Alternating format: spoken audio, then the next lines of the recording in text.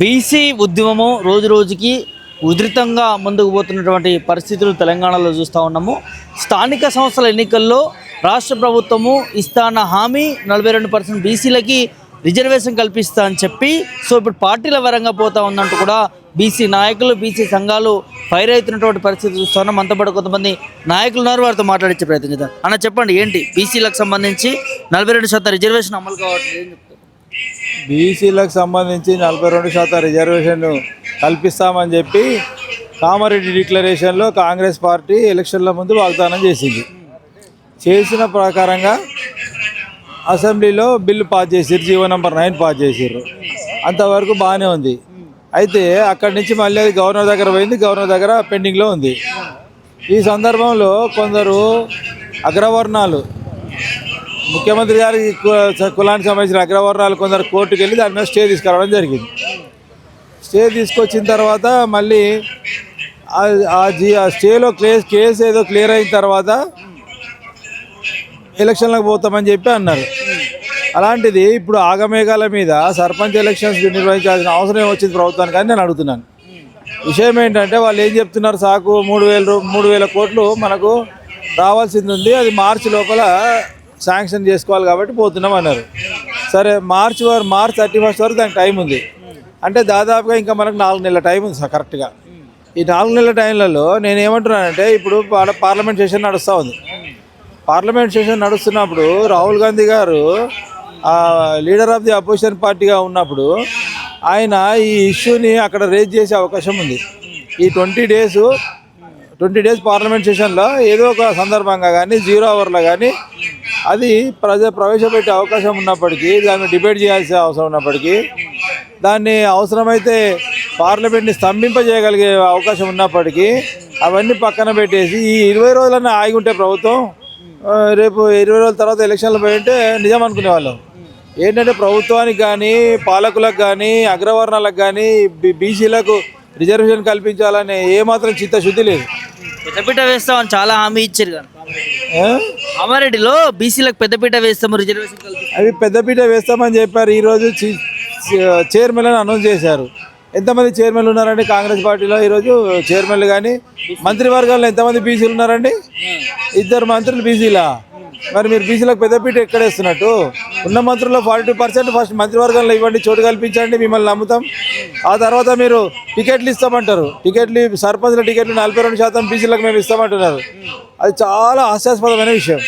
Sarpanch elections ఏ లోగం మీద జరగవు, ఏ symbol మీద జరగవు, ఏ పార్టీకి సంబంధించి జరగవు, అది ఇండివిజువల్గా జరుగుతాయి.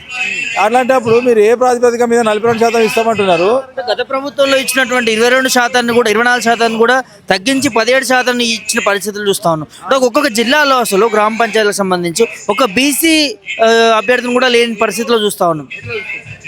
ఇది ఒక రకంగా బీసీలని తడిగుడ్డతో గొంతు కోయడమే అంటాం. ఎందుకంటే జీవో నెంబర్ 46 ఏం చెప్తుంది? 23% ఇస్తామని చెప్పారు.